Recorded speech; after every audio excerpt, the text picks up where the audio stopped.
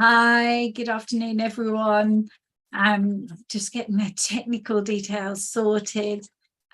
Welcome. Emma Williams here. I'm going to be talking this afternoon in this first 2020 Vision chat, all about prioritising your career.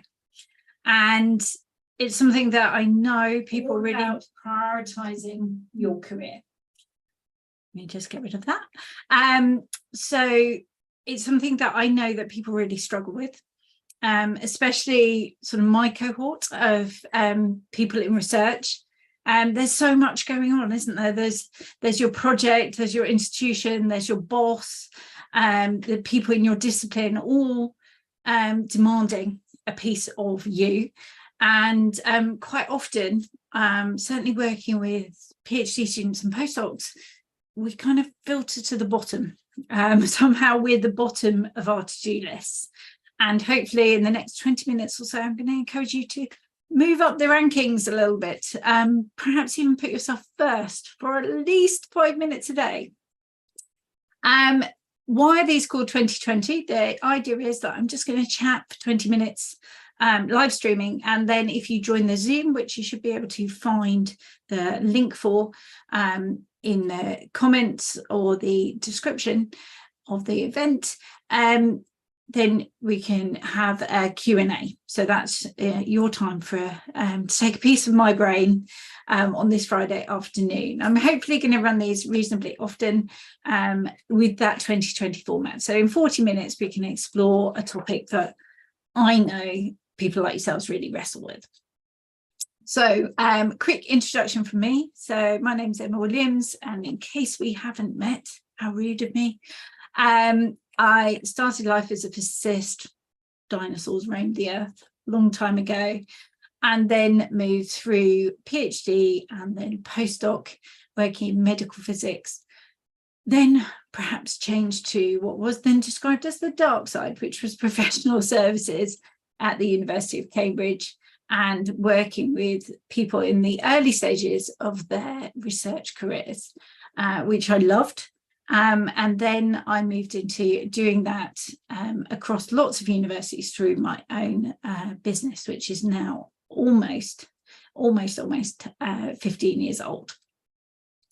So I love what I do, and these 2020 sessions really are the highlights of the things that I come across time and time again.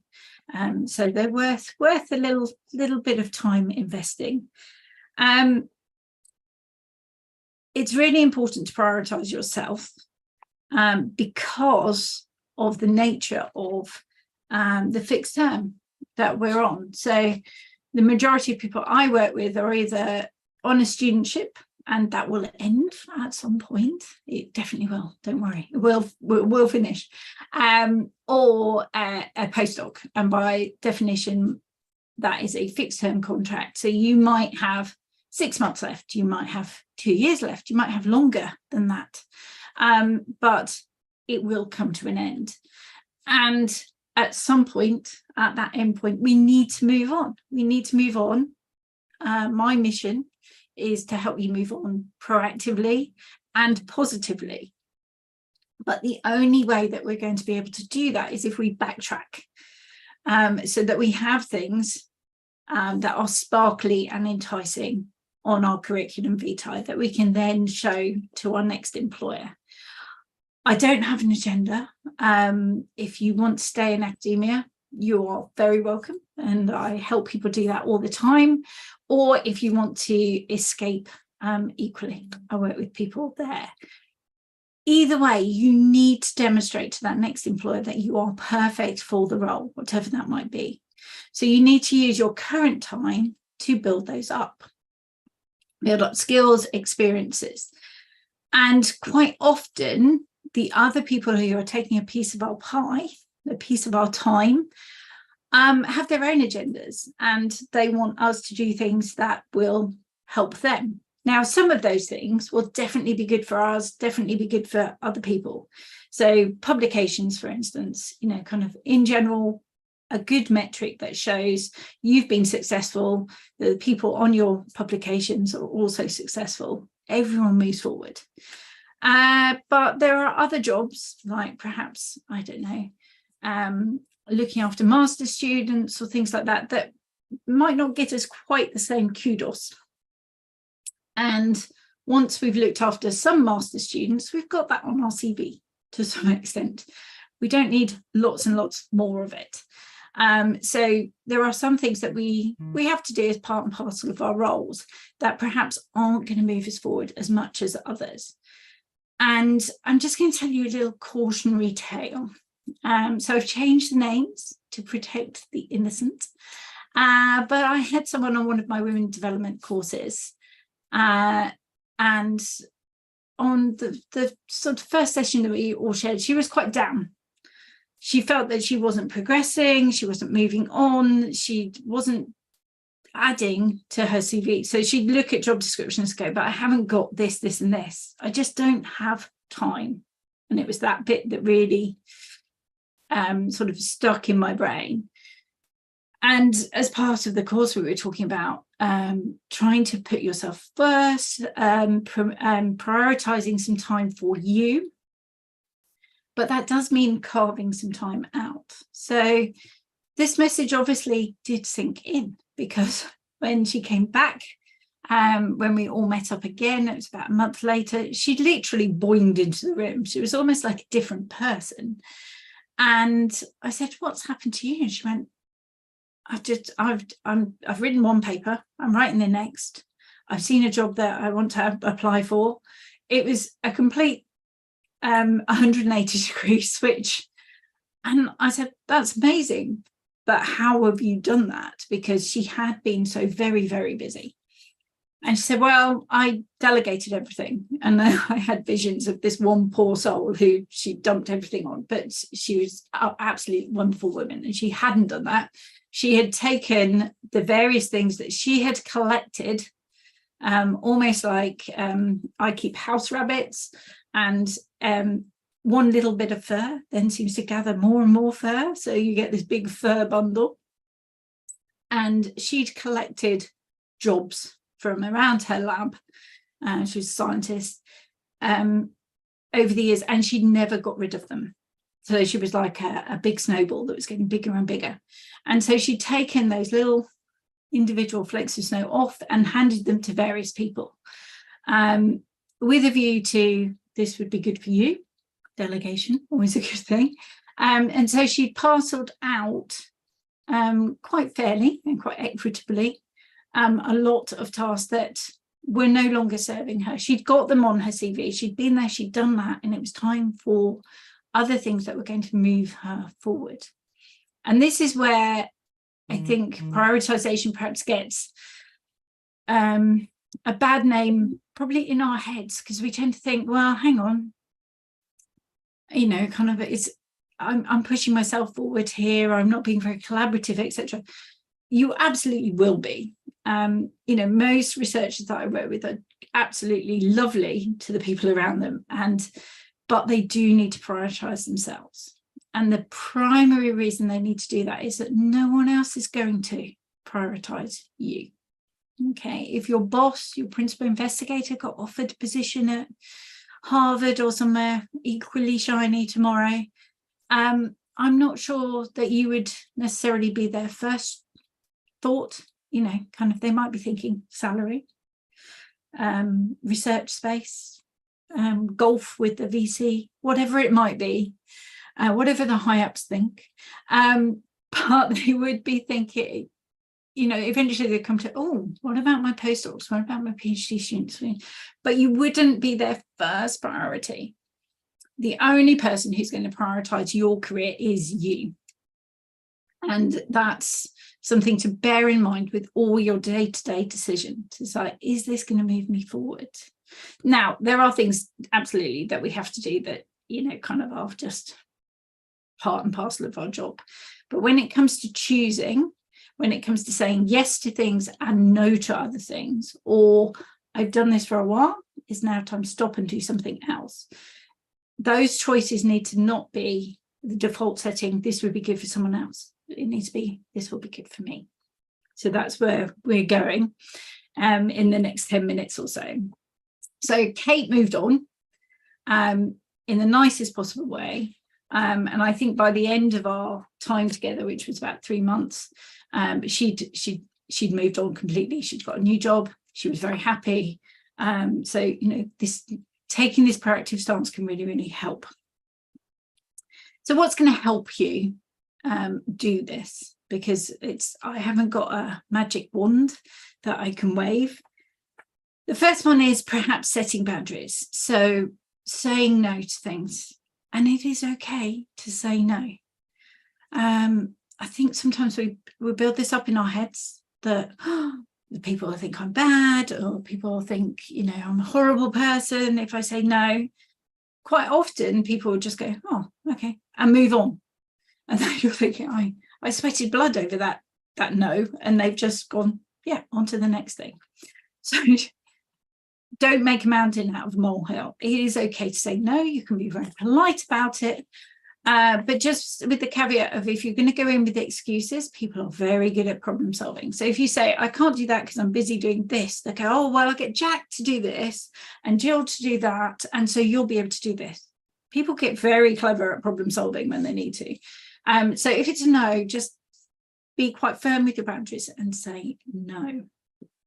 And that might come to taking on tasks, absolutely, but it might come to time spent on things as well. So certainly the postdocs that I work with are fantastically helpful to the students who are coming up through the ranks. But it's okay to say, I'm not going to be there all day for you. I've got my own work to do. So you might need to say no and call boundaries on your time, as well as the tasks that we could take on. Another point is checking in with yourself and checking that you are still doing the right things. So when we start a position, there are things that we need to learn, things that we need to develop, and those might be skills, those might be knowledge, whatever it might be. But then when we have been in the role, say 6 months or things, then our needs have changed. What we can do has changed. We've become incredibly skilled. You know, that's why I love working with researchers. You're so brilliant. So you need to check in with yourself. And I would say at a minimum every 6 months. I think a quarter, so every 3 months or so, makes a lot more sense, partly because our contracts are quite short. And I think that, you know, can make it quite difficult. So checking in every 3 months. Am I where I need to be? Have I got those things that are going to help me move on to the next position? Have I even thought about the next position?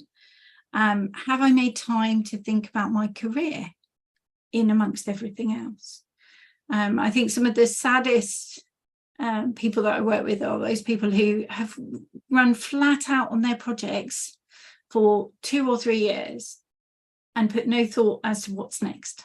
And then they come up with someone like me and they go, I don't know what to do next. And it's like, well, when's your contract end? Next week. Okay, we've got our work cut out for us. I'm good, but sometimes I'm not that good. So you need to, you know, kind of make sure that you've checked in with yourself regularly. That self-reflection.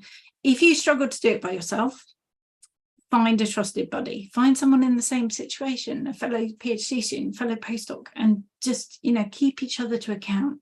Certainly for me, that accountability is something that really does keep me on track. So not all research and developers are perfect human beings. I need that accountability. So meet with someone, arrange it. If it's in the diary, it's going to happen. Whereas perhaps appointments with ourselves might slip. So regular self-reflection, really important. I don't like the word time management, partly because I don't like running time management courses, but managing your tasks and prioritizing them and understanding how long things take, getting to done on one paper rather than perhaps trying to write 6 at once. All those things are really important for you. You're going to get measured on the things that are done, not the things that are in progress. So when I see on someone's CV 5 papers in progress, I've immediately discounted those because they're not tangible, they're not submitted, they're not published, and therefore they could just be, you've written the title, or so getting to done is very important. So can you limit their multitasking? Can you get to done on a couple of things rather than trying to run 10 things at once? So thinking about how you spend your time, how you work productively. Different people work different ways. For me, early in the morning is always best, but I understand there are night owls out there. We've never met, obviously, but finding out when that golden time is for you and using that for the metrics that will move you forward in your career. Okay, you're still going to be brilliant for a student or ordering chemicals or whatever it is that you need to do. You're still going to be great at that in your slightly less than golden time, but use your golden time where your brain is firing like 90 miles an hour for you and your career. I think another weird one on prioritizing yourself is finding someone to mentor you, someone who can help you navigate those career steps. Again, it's that accountability, perhaps, of knowing that you're going to meet with someone, talk it through with someone, means that you're probably going to act on the things that you discussed last time. But I think a mentor or a selection of mentors, incredibly important. So I was reading a book the other day called Who is in Your Personal Boardroom? And thinking about having that collection of people who can help you move on in your career. Who can you go to for advice on navigating an academic career, moving out into industry, moving out into government policy? Who can you talk to about money issues? So collecting those sort of that wise counsel around you. So I'm not necessarily a big fan of formal mentor schemes. I think I've got mentors in my life. You may or may not know who you are, who help and support me, but I will go to them with different aspects of the things that I need help with. So business ideas, training ideas, how to coach someone, all those sorts of things. I will pass that out to different people. So I'm a big fan of collecting or curating people who can help you move forward. So thinking about that and asking for help. It is okay to ask for help, and that's going to help you move on and help you prioritize, because they will act as a little bit of a mirror and a sounding board, and hopefully guide you through. Aligned to that is real sort of intentional networking. So where do you need to be? If you're looking to move in your discipline, where do you want to go next? Where are the best places to do your research? Do those places know about you? If so, great. If not, how can you get them to know about you? Can you go and give a talk? Can you perhaps send them one of your papers? Get introduced via a mutual contact?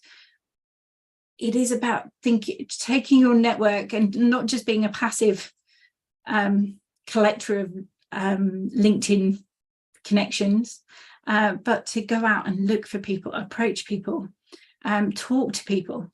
Networking, I saw a post the other day, networking should be labelled having a coffee, having a chat.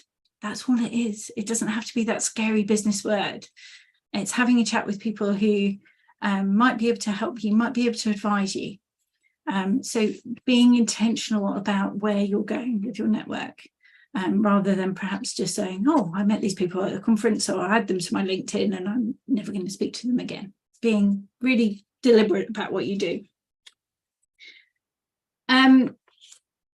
The other thing that, just quickly before we move into the Q&A, is that when we prioritise ourselves, I think it gives us an extra bit of dignity. And I think this is really important. And this is the thing that perhaps breaks my heart the most when I work with postdocs who perhaps feel a bit beaten down by the system, is that they're going to go, well, I've got to leave now because I failed, or I haven't made it. And I think those labels that we put on ourselves then sort of automatically deprioritize ourselves and move us down our rankings.